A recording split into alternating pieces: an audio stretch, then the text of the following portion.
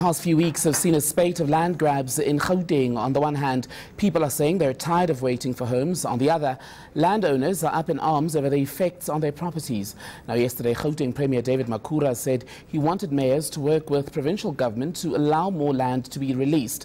In studio to talk about this is Gauteng Human Settlements MEC, Dikgang Moiloa. Very good afternoon, or good morning to you, MEC. So, quite a lot has developed in the past weeks, as indicated in that introduction. How big a problem is the housing issue in Gauteng?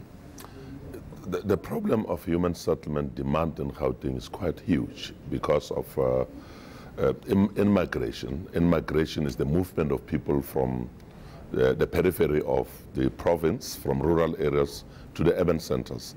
And this is an international phenomenon. The world is urbanizing, so people are coming to urban areas because of access to services, to facilities of education, health, economy, and so on. So there is a huge movement of people from elsewhere in the country to the urban centers. Gauteng is a catchment area for such demand. My waiting list is 1.2 million, and it's a moving target. I'm looking for 191 billion rand. To build houses for 1.2 million people. It will take me 40 years to achieve that. Now, that's how big the problem is with regard to human settlement demand in Gauteng.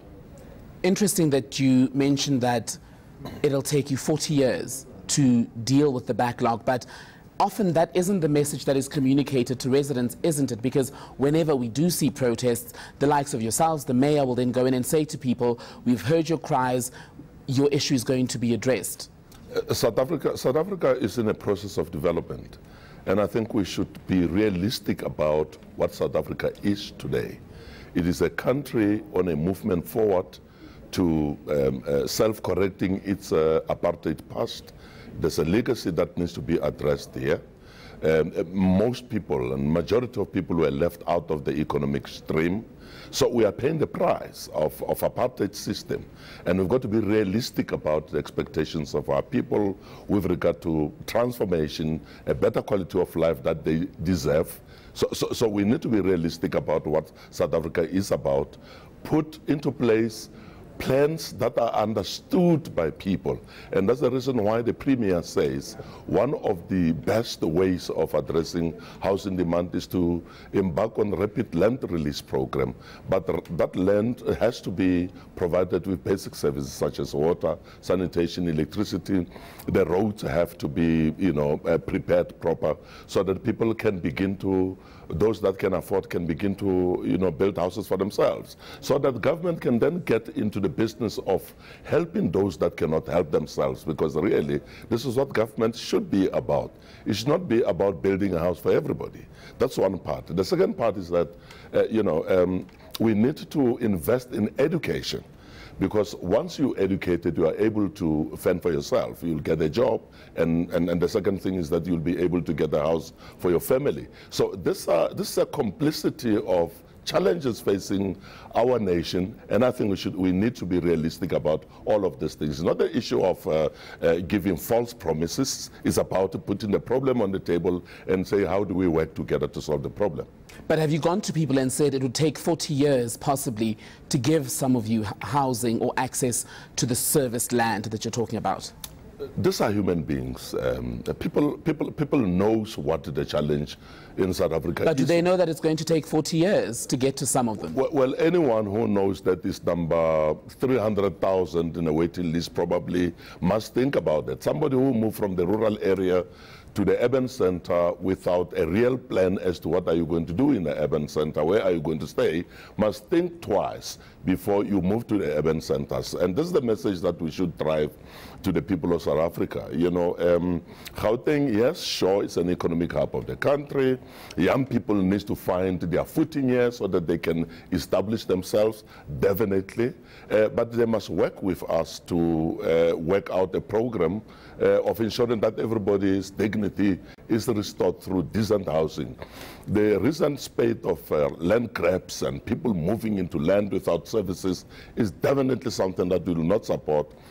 And that's why we're calling on our administration to rapidly look at how best can we provide services so that we can move people on land. But South Africans moving to Gauteng to seek economic opportunities, schooling and all of that is not a new phenomenon.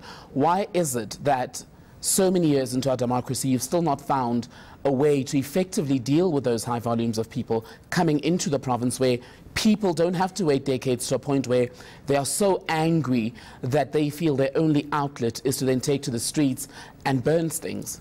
You know, some of the people that are so impatient are the new arrivals in the province.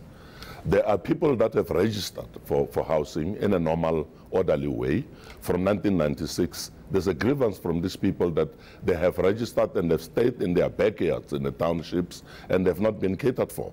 Yet we've got the new arrivals in Gauteng that also need shelter over their head. So you need to find a balance on who do you build houses for.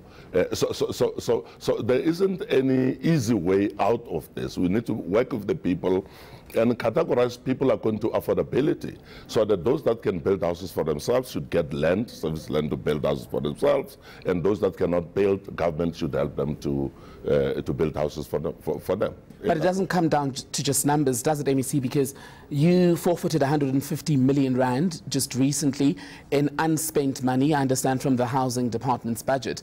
How is it that in a province with such a housing backlog, we still had millions of rand that went unspent? That is part of what one calls government inefficiency. And this is the inefficiencies I'm now tackling head on. I have said to my administration, underspending is unacceptable. If you look at within the context of the number of people that need housing delivery, we cannot afford not to spend a cent in a housing budget. I have restructured the approach on the budget, and I think the issue of underspending definitely is going to be a non-performance measure that has to have consequences. And I think this is the matter that I really have to put my head on, so that those that are charged with responsibility to spend money for the needy, they should do so.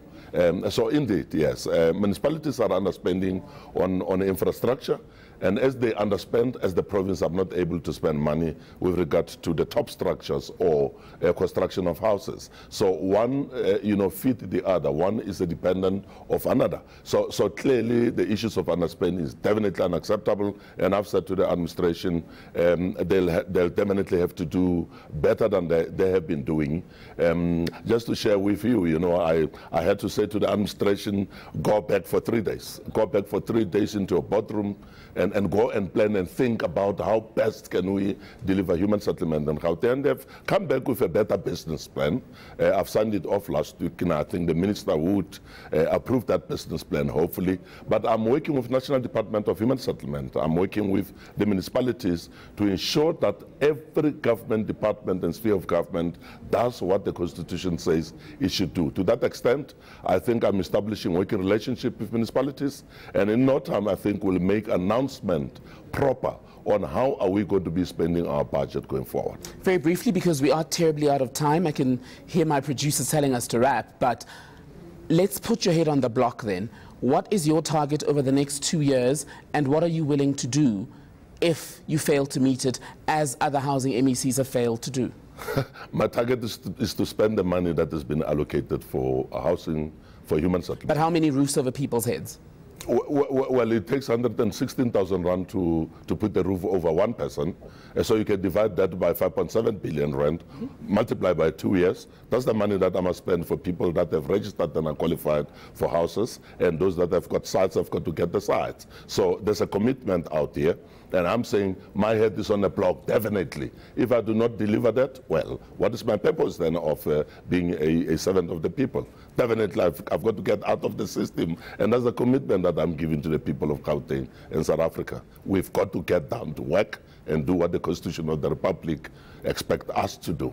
All right, that was Gauteng Human Settlements MEC Dikgang Moiloa speaking to us about the various developments around land and housing issues in the province over the last few weeks.